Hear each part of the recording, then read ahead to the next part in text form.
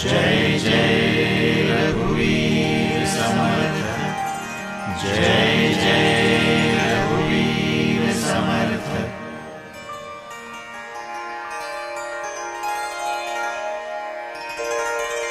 गणाधीश जो ईश सर्वा गुणांचा, मुळारंभ आरंभ तो निर्गुणाचा। नमो शारदा मूळ चत्वार वाचा, गमु पंथ आनंत या राघवाचा। मना सज्जना भक्ति पंथेची जावे, तरी श्री हरी पाविजे तो स्वभावे। जनी निंद्यते सर्व सोडून द्यावे, जनी वंद्यते सर्व भावे करावे। प्रभाते मनी राम चिंतित जावा, पुढे वैखरी राम आधी वदावा। सदाचार हा थोर सांडून येतो, जनी तो चितो मानवी धन्य होतो। मना वासना दुष्ट कामान ये रे, मना सर्वथा पाप बुद्धि नको रे। मना सर्वथा नीति सोडू नको हो, मना अंतरी सार विचार राहो। मना पाप संकल्प सोडून द्यावा, मना सत्य संकल्प जीवी धरावा। मना कल्पना तेन को विषयाची, विकारे घडे हो जनी सर्वचीची। नको रे मना क्रोध हा खेदकारी, नको रे मना कामना ना विकारी। नको रे मना लोभ हा अंगीकारो, नको रे मना मत्सरो दंभ भारो। मना श्रेष्ठ धारिष्ट जीवी धरावे, मना बोलणे नीच शोषित जावे। स्वये सर्वदा नम्र वाचे वदावे, मना सर्व लोकांसी रे नीववावे।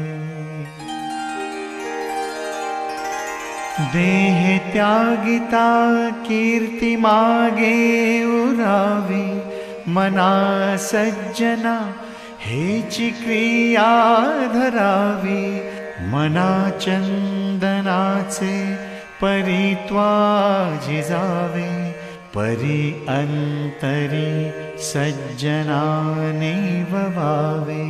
नको रे मना द्रव्यते पुढिलांचे, अति स्वार्थ बुद्धीने रे पाप साचे। घडे भोगणे पाप ते कर्म खोटे, न होता मना सारिखे दुःख मोठे। सदा सर्वदा प्रीति रामी धरावी, सुखाची स्वये सांडी जीवी करावी।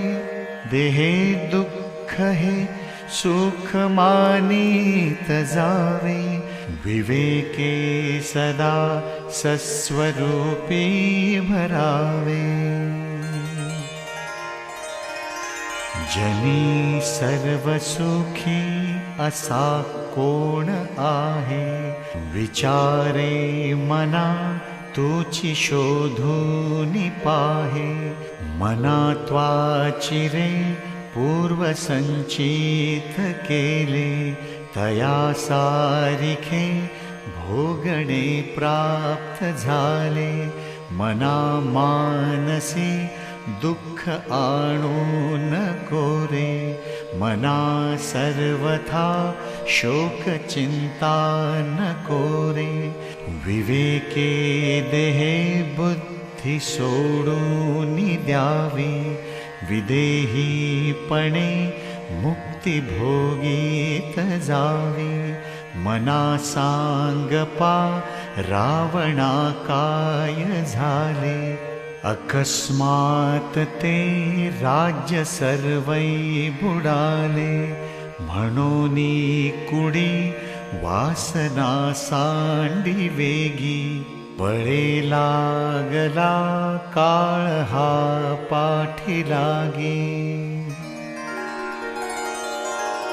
जीवा कर्मयोगे जनी जन्म झाला, परिशेवटी काळमुखी निमाला, महाथोरते मृत्युपंथेची गेले, किती एकते जन्मले आणि मेले, मना पाहता सत्य हे मृत्युभूमी, जिता बोलती सर्व ही जीव मी, चिरंजीव हे सर्व ही मानिताती, अकस्मात सांडून या सर्व जाती, मरे एक त्याचा दुजा शोक वाहे, अकस्मात तोही पुढे जात आहे, पुरे ना जनी लोभरे क्षोभ त्याते, म्हणूनी जनी मागुता जन्म घेते,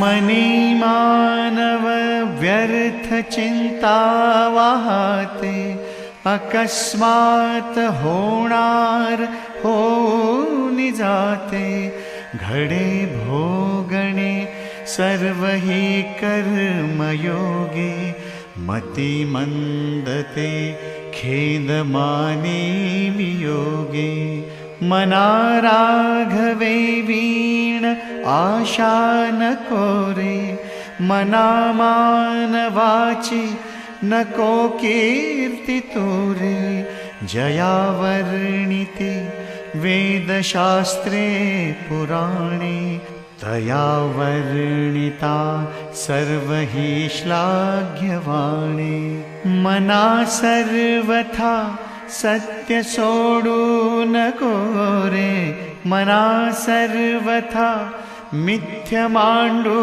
नको रे, मना सत्य ते सत्य वाचे वदावे, मना मिथ्य ते मिथ्य सोडून द्यावे, बहुहिंपुटी होई जे माय पोटी, नको रे मना यातना तेची मोठी,